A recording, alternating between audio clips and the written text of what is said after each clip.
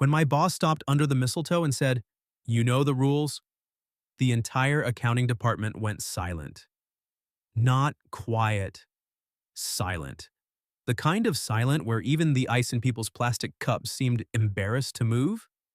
I was standing 2 feet away from Mara Whitfield, holding a paper plate with one sad bacon-wrapped date on it, wearing a sweater my sister had called festive but emotionally unavailable.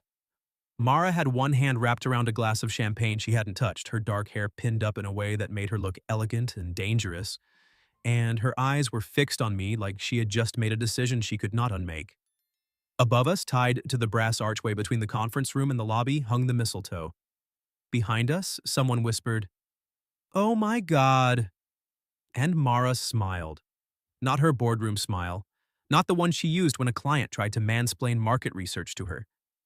This one was smaller, warmer, worse. Because I had seen that smile only once before, 3 weeks earlier at 11:48 p.m., when we were the last two people in the office and she had laughed at something I said so hard she had to look away. My name is Ethan Cole. I was 26 years old, a senior graphic designer at Haven Lowe, a mid-sized branding agency in Chicago, and until that Christmas party I had managed to keep one rule very clear in my head. Do not fall for your boss. Simple rule. Clean rule. The kind of rule a man makes right before life puts a woman like Mara Whitfield in charge of him. Mara was 31, our creative director, and the first person I'd ever met who could make a room full of executives feel underdressed using only a raised eyebrow. She was sharp, controlled, terrifyingly competent, and she never wasted words. If Mara said, "interesting," it meant your idea had one foot in the grave. If she said, "walk me through that," it meant your idea was about to be buried with witnesses. But she was also the person who remembered that our receptionist, Grace, liked peppermint tea. She was the person who stayed late to help interns fix portfolios without making them feel stupid. She was the person who once slid a protein bar across my desk at 9 p.m. and said, "You design like a genius when you're fed, like a raccoon with software access when you're not." That was the problem. I could handle beautiful. Beautiful was manageable. I could handle intimidating. Intimidating had structure. What I could not handle was beautiful, intimidating, and secretly kind.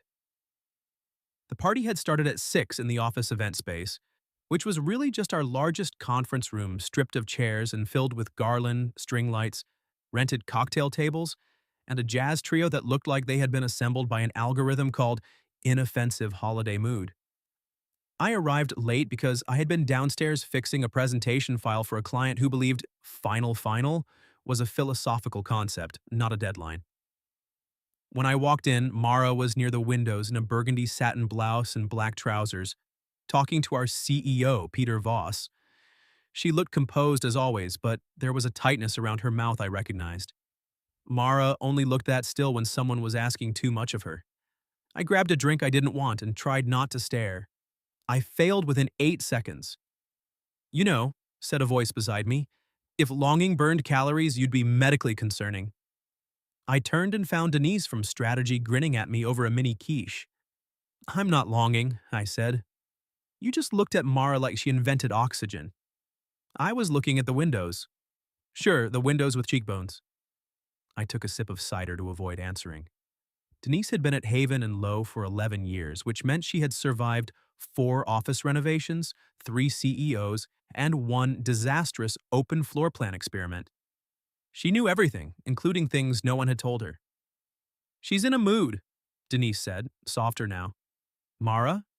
"No, Santa. Yes, Mara." I looked back. Peter was laughing too loudly. Mara wasn't laughing at all. "What happened?" I asked. Denise shrugged.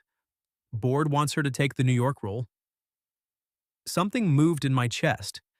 I had heard rumors about an expansion office, bigger clients, bigger title, the kind of opportunity Mara deserved, the kind that would put 800 miles between her desk and mine.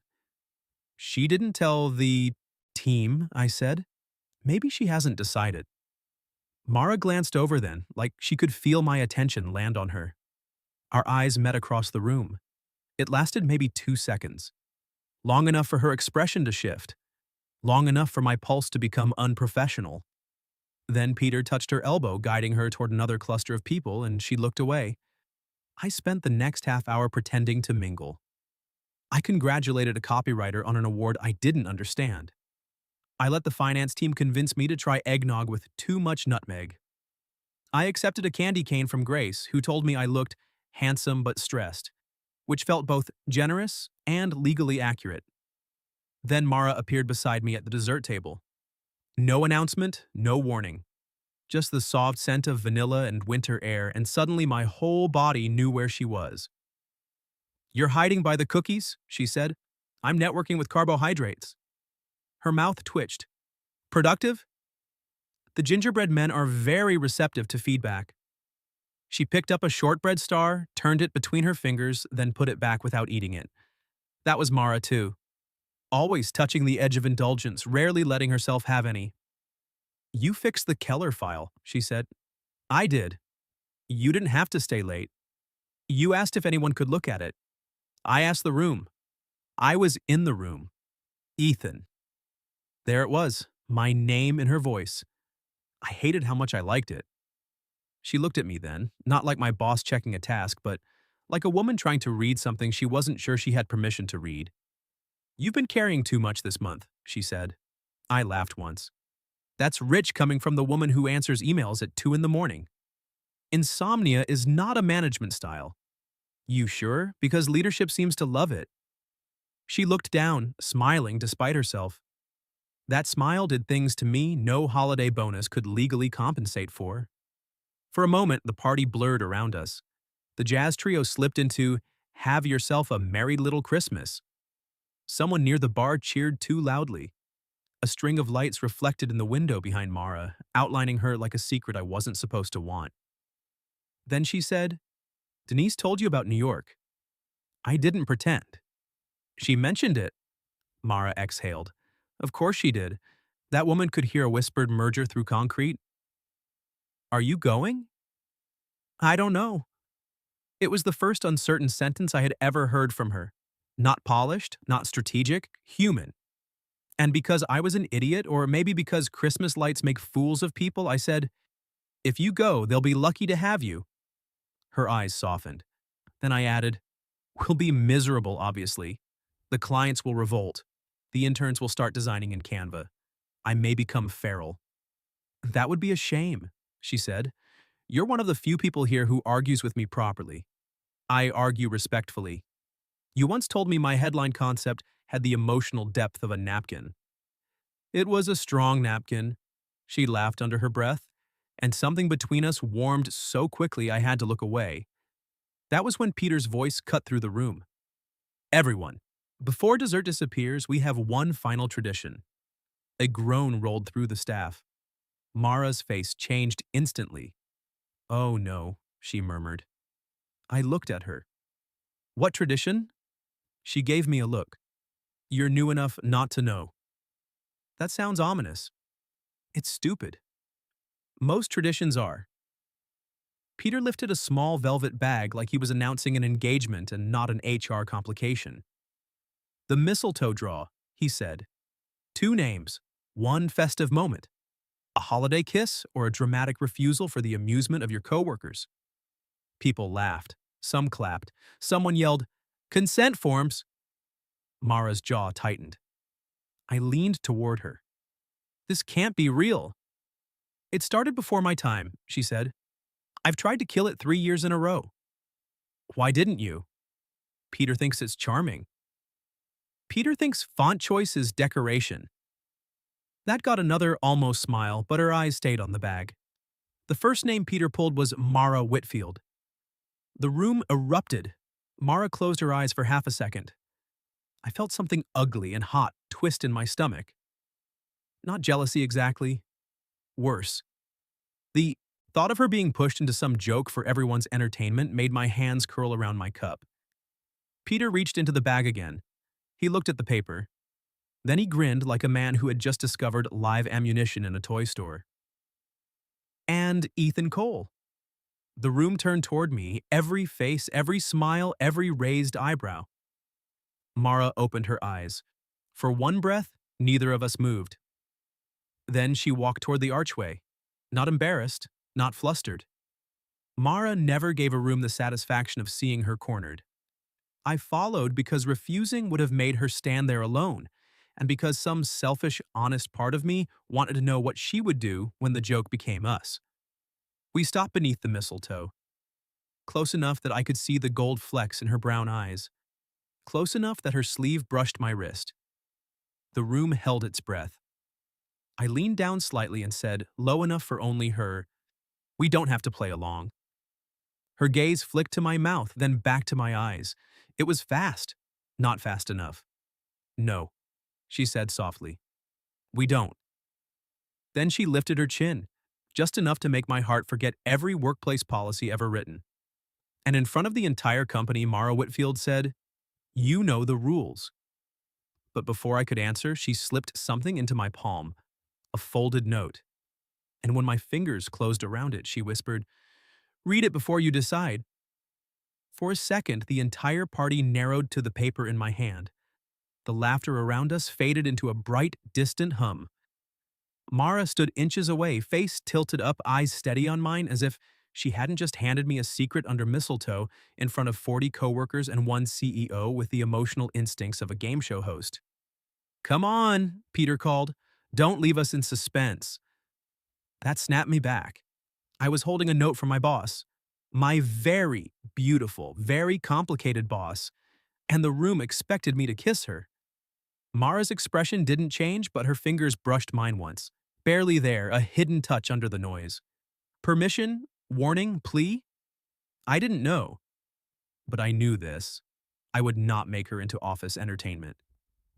So I smiled at the crowd like a man who had not just felt his future tilt. Then I bent and kissed Mara on the cheek. Not a stage kiss. Not a joke.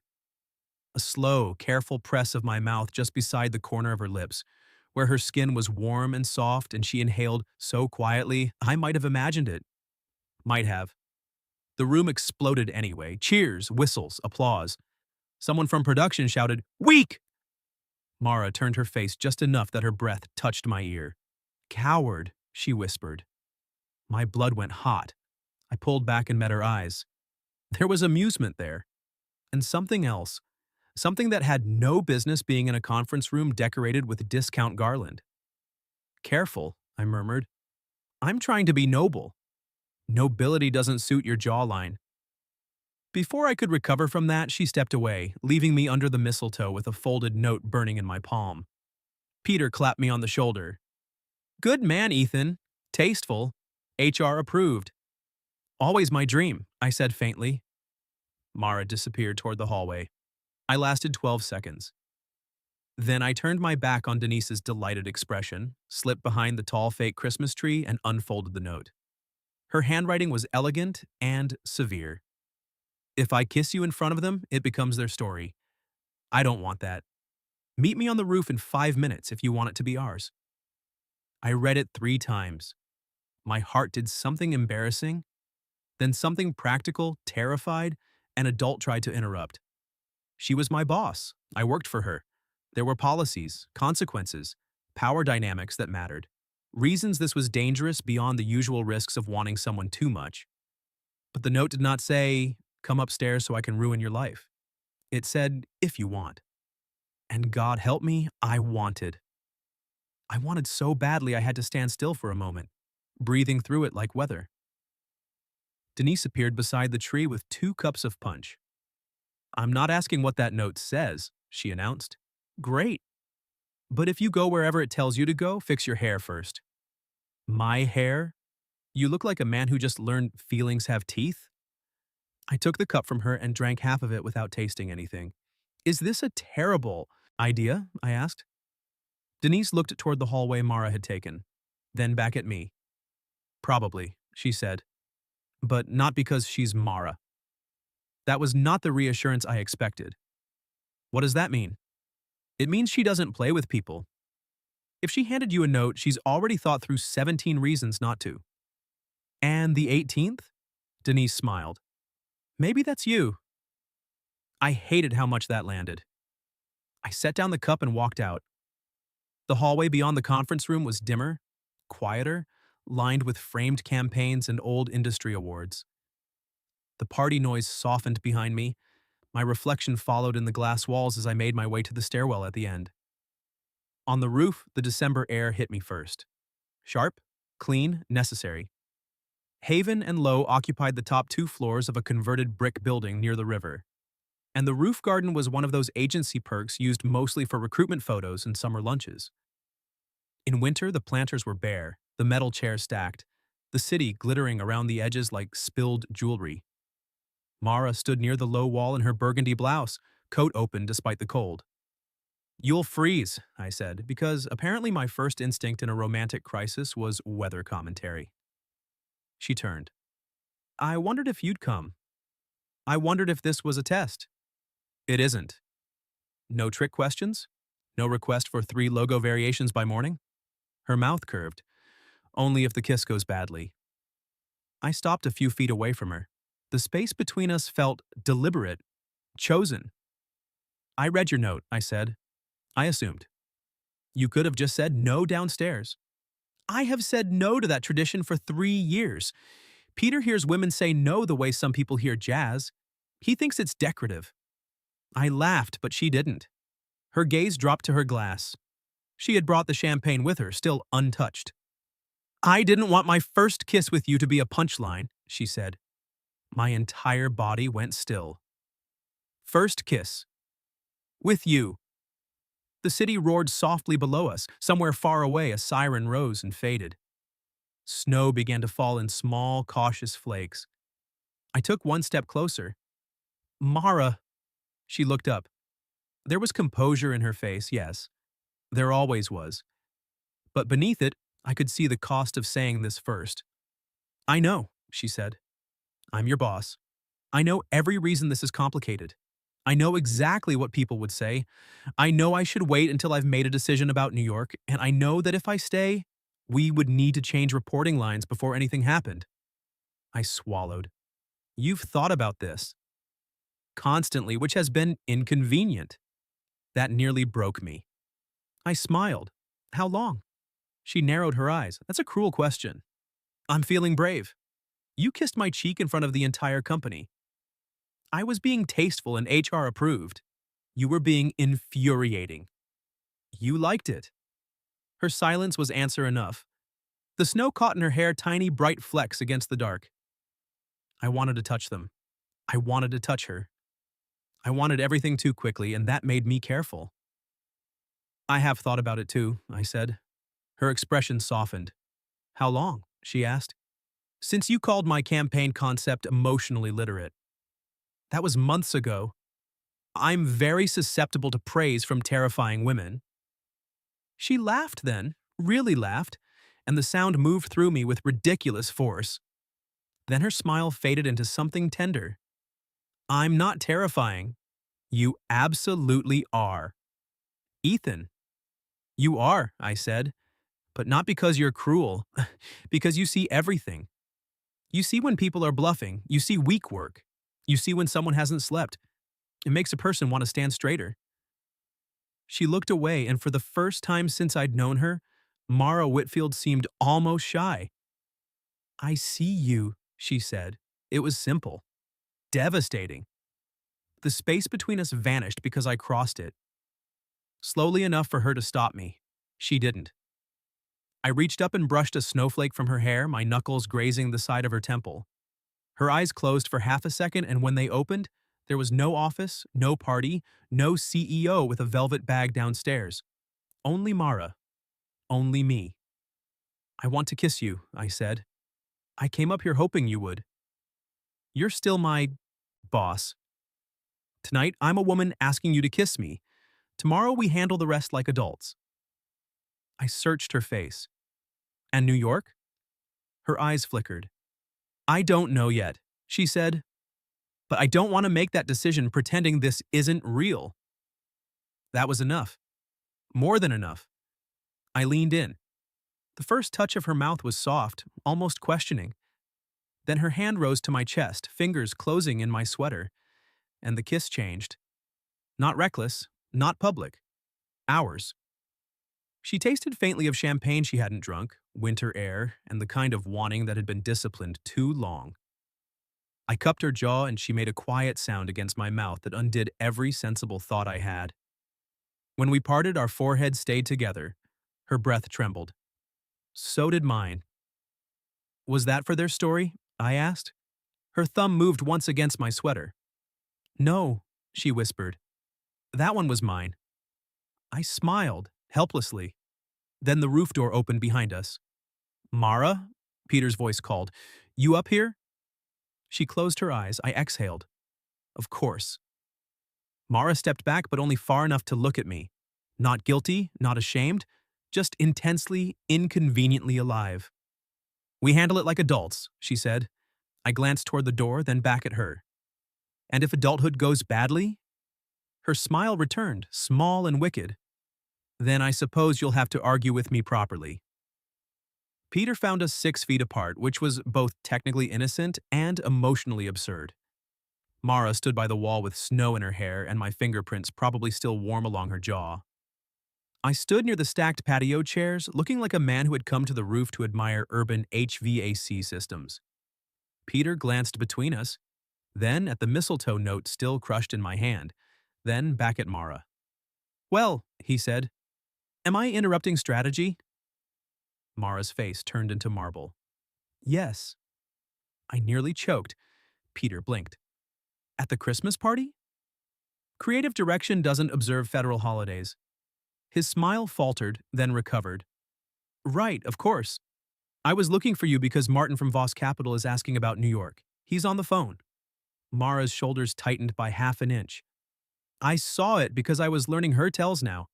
God help me, I wanted a lifetime of learning them. Tell Martin I'll call him Monday, she said. He was hoping for an informal yes tonight. In a snowstorm on an office roof? Peter gave a strained chuckle. You know how these things are.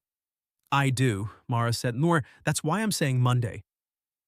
There was no sharpness in her voice, no raised volume, just a door closing. Peter looked annoyed, but not enough to argue. His eyes slid to me again, curiosity brightening. Ethan, enjoying the party? Deeply, I said. The cookies are responsive to feedback. Mara coughed into her glass. Peter gave me the confused smile of a man encountering humor in the wild. Great, good. Well, don't freeze. When the door shut behind him, I waited 3 seconds. Then Mara laughed. Not loudly, not long. But she laughed with her hand over her mouth like she couldn't help it, and the sight hit me harder than the kiss. Creative direction doesn't observe federal holidays, I said. I panicked. You panicked like a tax attorney. She dropped her hand, still smiling. And you?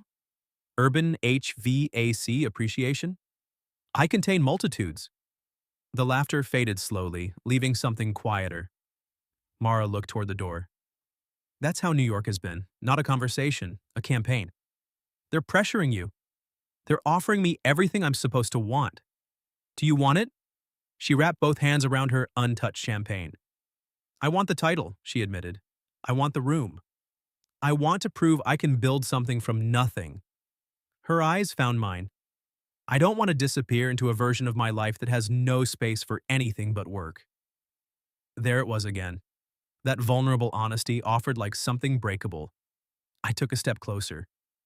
Anything? Anyone, she corrected softly. The words settled between us. I wanted to kiss her again, but more than that, I wanted to be worthy of the sentence she had just given me. I don't want to be the reason you say no, I said. You're not that powerful. Thank God. But you might be the reason I stop pretending saying yes is simple. I looked at her for a long moment. Then I held out my hand. She stared at it. What are you doing? Taking you somewhere warmer. Ethan, the party, will survive without us. Peter can make another person uncomfortable under greenery. Her lips twitched. I shouldn't leave. Probably not. You are terrible for my judgment. I've been told I'm very good for morale. She looked at my hand again. This was the choice. Small enough to look harmless. Then Mara Whitfield put her hand in mine. Her fingers were cold, slender, certain once they were there. We went down the back stairs instead of through the party, which made it feel more illicit than it was. In the hallway outside the elevator, she stopped to grab her coat from her office. I had never been inside after hours without fluorescent lights and client panic. Tonight, the desk lamp cast everything gold. There was a framed print on her shelf I'd never noticed before, a black and white photo of a woman standing beside a lake, laughing into the wind. "My mother," Mara said, catching my look. "She looks like you." She was much less controlled. "Lucky woman," Mara gave me a sidelong glance. Was that an insult? No, admiration. She went still. I realized I had said it too simply, too honestly. Her gaze softened and she reached for a scarf from the back of her chair. "She died when I was 19. After that, control started to feel like survival." The room seemed to quiet around her confession. "I'm sorry," I said. She nodded once, the way people do when sorry is both necessary and insufficient. "She would have hated this office," Mara added after a moment. "All glass walls, no place to hide." "I don't know. She might have liked seeing you terrify men with better watches than sense." That earned me a smile. "She would have loved that," Mara said. I touched the edge of her scarf. "May I?" Her eyes lifted to mine. Then she handed it to me. It was such a small intimacy, wrapping the gray wool around her neck. My fingers brushed the warm skin beneath her ear, and her breath caught. She didn't move away. "I tied it badly." She looked down. "That is a tragic knot. I'm a designer, not a sailor. You've made me asymmetrical." "You're welcome." She shook her head, but she was smiling when she took my hand again. Outside, the snow had turned the sidewalk silver. Most restaurants nearby were closed or packed with holiday parties, but 2 blocks away, a tiny diner glowed blue and red beneath a sign that said, "Louie's 24 Hours." Mara stopped on the curb. "You brought me to a diner." I promised warmer. I did not promise impressive. I haven't eaten diner pancakes since college. Then tonight is about healing. We slid into a booth by the window, still overdressed for cracked vinyl seats and laminated menus. Mara ordered coffee and fries. I ordered hot chocolate and pancakes. She judged me immediately. "Hot chocolate? It has whipped cream. I'm not made of stone. You design national campaigns and drink like an 8-year-old. You hide longing behind black coffee and executive posture." Her eyes narrowed over the menu, then she smiled. For the next half hour, we were not boss and employee. We were two people in a warm booth while snow fell outside, stealing fries from each other and learning facts that felt strangely precious. She hated carolers but loved old Christmas movies. She took boxing classes because sometimes leadership requires hitting something that won't file a complaint. She had once wanted to be an architect. I told her I learned design from my father's old record covers, that I overworked when I was scared someone would realize I didn't belong, that I had almost quit last year before she hired me, because freelancing had worn me down to nerves and caffeine. Mara listened like every word mattered, not politely, completely. When I finished, she reached across the table and placed her hand over mine. "You belong," she said. I looked at our hands. Her thumb rested near my wrist, right where my pulse was giving me away. "You can't say things like that," I said. "Why not?" "Because I'll believe you. That was the intent." My laugh came out softer than expected. She leaned back, studying me with an expression I didn't know. "How to survive." "What?" I asked. "I'm trying to decide whether kissing you once was reckless enough." "And?" "I'm failing." I stood too quickly, tossed cash on the table, and held out my hand. "Then let's fail somewhere that doesn't smell like syrup." Outside the diner, the snow fell thicker. The street was nearly empty. Mara stepped close beneath the awning, her cheeks pink from warmth and cold, her eyes bright. "This is still complicated," she whispered. "I know. We need boundaries tomorrow." "I know. If I stay, I change your reporting line before we date." My heart lifted at the word date. "And if you go?" I asked. Her smile faltered, but she didn't look away. "Then we decide whether one kiss and fries are worth fighting distance." I cupped her face, giving her time to stop me. She rose on her toes instead. This kiss was different from the roof, less careful. Snow landed on our shoulders while her hand slid under my coat, gripping the sides of my sweater as if she had been holding herself back all evening and was finally tired of it. I kissed her until the diner window fogged behind us. When we broke apart, she stayed close. "Ethan," she said, breathless. "Yes?" "I'm going to say yes to one thing tonight." My chest tightened. "What thing?" Her fingers curled in my coat. "Walk me home." "Walk me home." 3 words, and somehow they felt more intimate than the kiss. Not take me home, not come upstairs. Mara was too careful for that, and I was too aware of how easily a beautiful night could become a regret if we rushed it. But walk me home meant she wanted more time. With me. So I tucked her hand into the crook of my arm like we were in some old movie she would pretend not to like. And we started down the snowy sidewalk. Her building was 15 minutes away, near the river, one of those old brick places with black fire escapes and warm windows. The city had gone soft under the snow. Tires hissed on wet pavement. Holiday lights blurred in shop windows.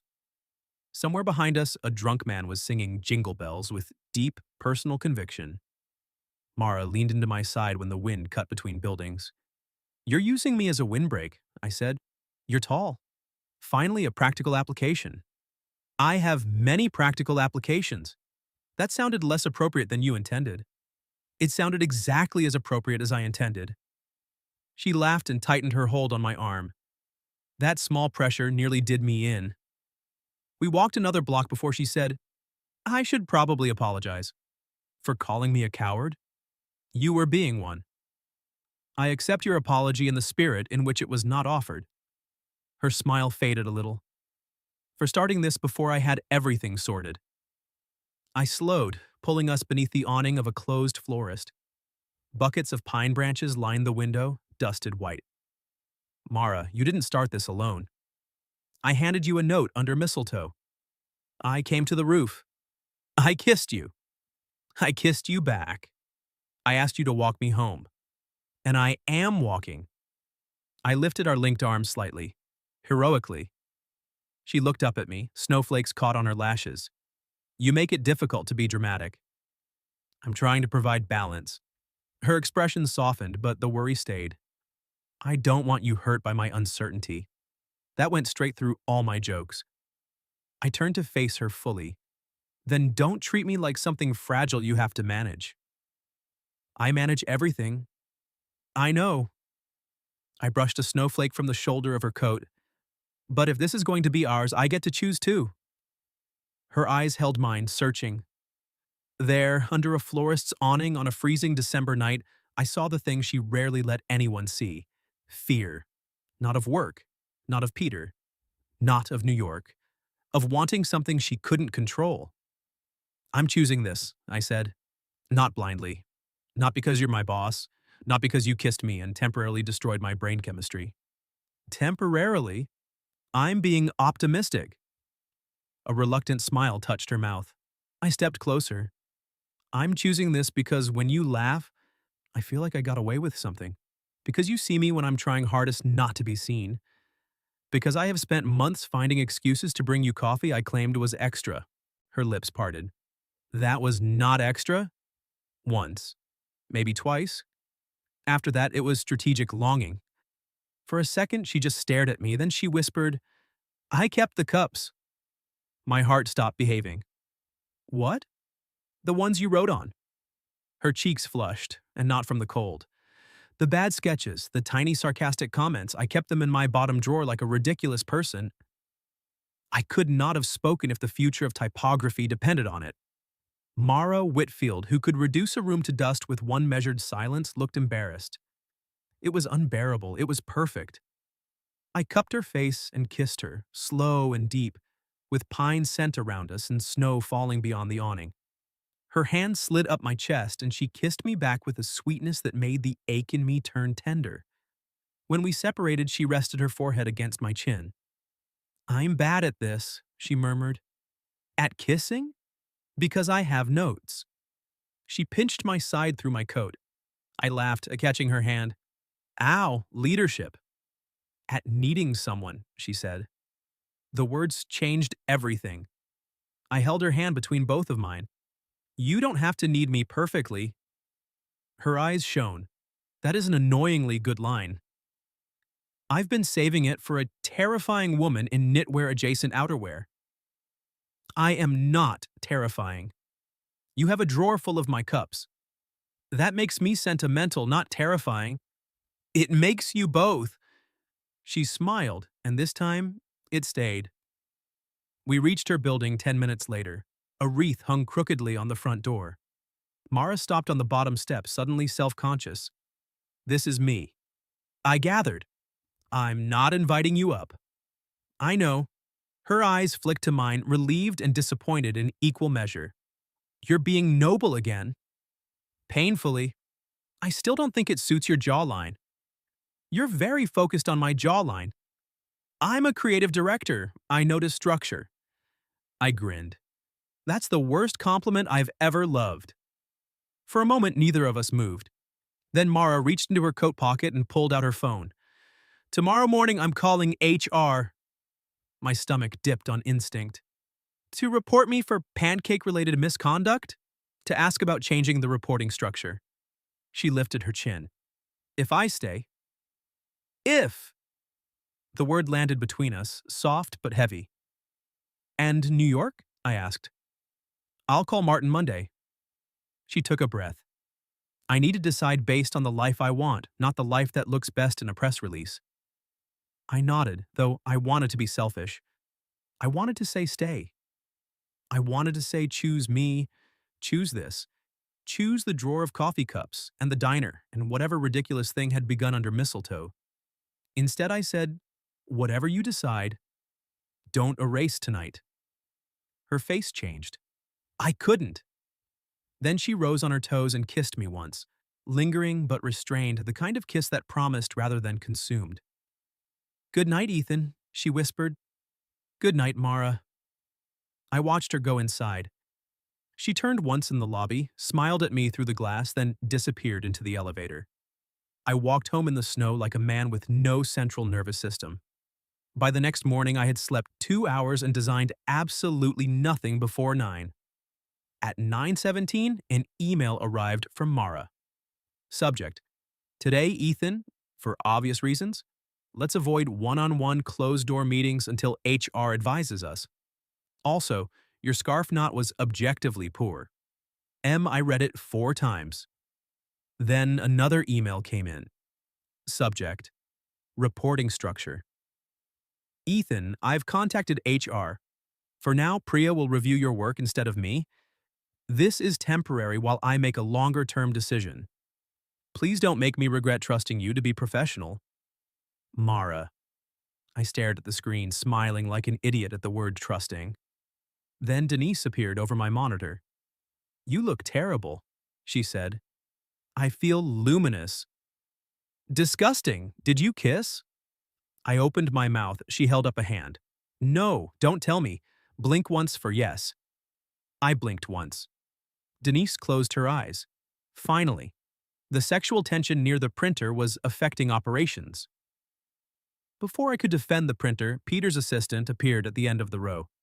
Ethan, Peter wants you in conference room B. Denise's expression sharpened.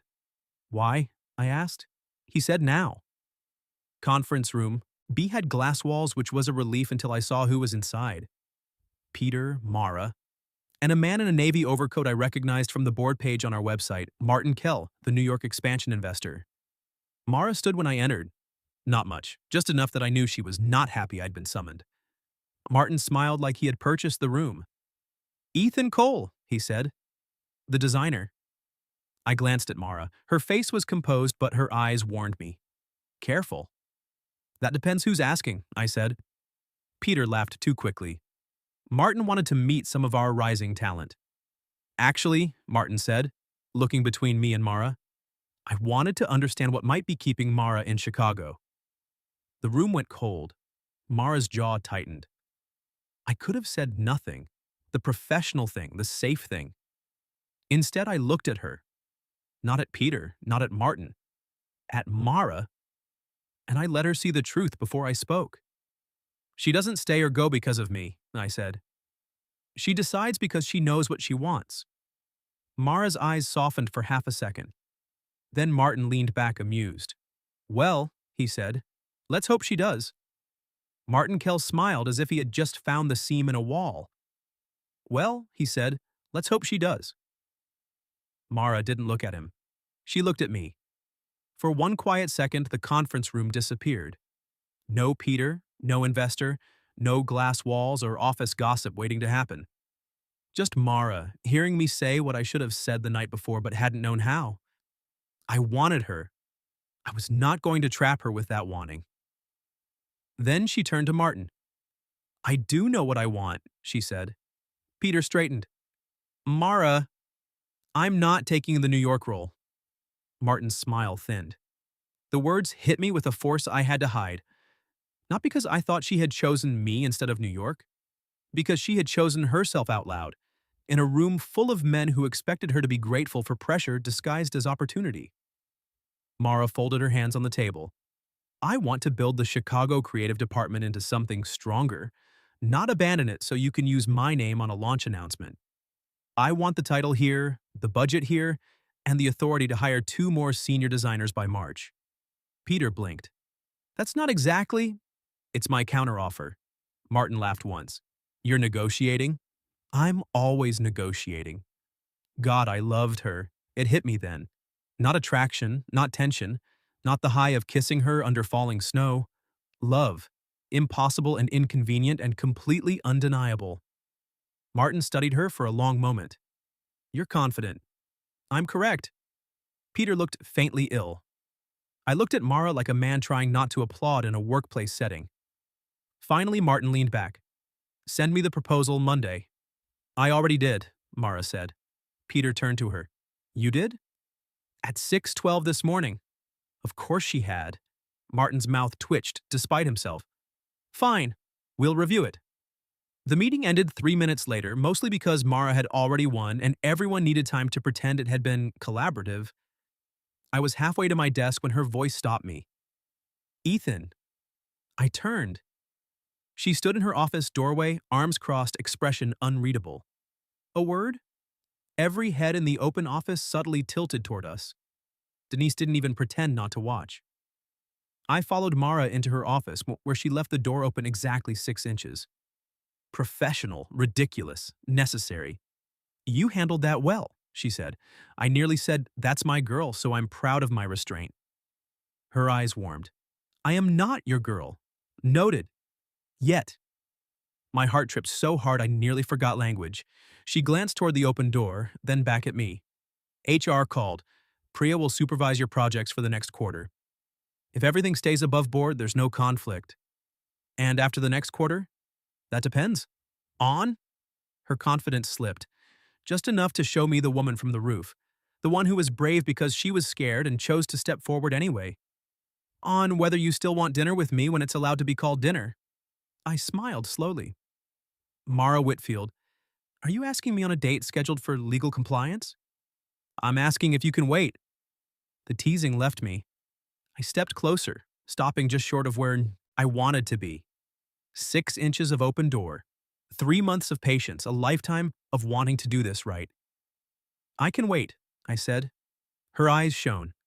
But for the record, I added, I'm going to be insufferable about it. I assumed. I may send calendar invites.